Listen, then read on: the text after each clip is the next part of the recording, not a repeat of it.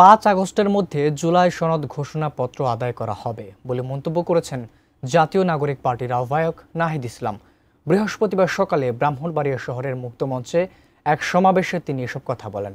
পরে 24তম দিনে জুলাই পদযাত্রা কর্মসূচি পালনের অংশ হিসেবে হবিগঞ্জে যান এনসিপির নেতাকর্মীরা। ব্রাহ্মণবাড়িয়া থেকে পূর্বাঞ্চলীয় ব্যুরো প্রধান পীযূষ কান্তি আচার্যের রিপোর্টে ছবি তুলেছেন শঙ্কর দাস।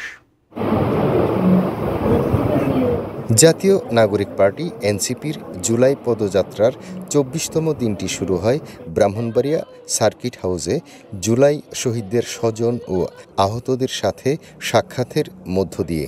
বেলা 11:30টার দিকে জেলা পরিষদ এলাকা থেকে শুরু হওয়া পদযাত্রা শহরের প্রধান সড়ক প্রদক্ষিণ করে। দলের কেন্দ্রীয় এবং স্থানীয় নেতাকর্মীরা এতে অংশ নেন।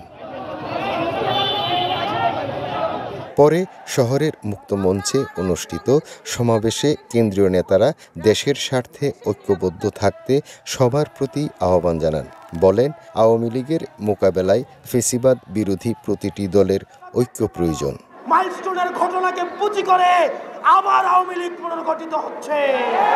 আমাদের ফেসিবাদ বিরোধী প্রত্যেকটি রাজনৈতিক দলকে আহ্বান করব, বাংলাদেশের স্বার্থে, আপনার রাজনীতির স্বার্থে, বৃহৎ বাংলাদেশের স্বার্থে ফেসিবাদ বিরোধী প্রত্যেকটি রাজনৈতিক দলকে ঐক্যবদ্ধভাবে আওয়ামী লীগকে মোকাবেলা করতে হবে। জাতীয় নাগরিক পার্টির সংস্কার বিচার নতুন সংবিধানের দাবিতে এগিয়ে যাবে। যে সকল রাজনৈতিক দল নিজেদের দলীয় অবস্থান থেকে সরে এসে সংস্কারের ঐক্যমতের পক্ষে কাজ করছেন, সে সকল রাজনৈতিক দলকে ধন্যবাদ জানাচ্ছি। ইনশাআল্লাহ আমরা জুলাই আগস্ট মাসের মধ্যে 5 আগস্টের মধ্যে জুলাই সনদ এবং ঘোষণাপত্র আদায় করতে পারব। প্রাণ UHT মিল্ক, শুদ্ধতায় ও মমতায় সবসময় সেরা স্বাদে। দিনের দ্বিতীয় ভাগে জুলাই পদযাত্রা যায় হবিগঞ্জে।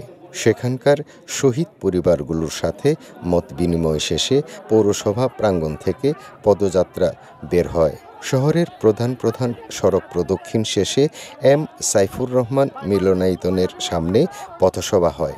জনগণের পাশে আমাদেরকে আবারও দাঁড়াতে হবে। এলাকায় যে দুর্বৃত্তায়নের রাজনীতি আবার নতুন করে শুরু হচ্ছে, মুজিববাদে পুনর্বাসিত হচ্ছে, চাঁদাবাজ দখলদারিত্বের রাজনীতি ফিরে আসতেছে, আমাদেরকে সেই রাজনীতি ঠেকিয়ে দিতে হবে। পীযূষ কান্তি আচার্য, ATN নিউজ, হবিগঞ্জ।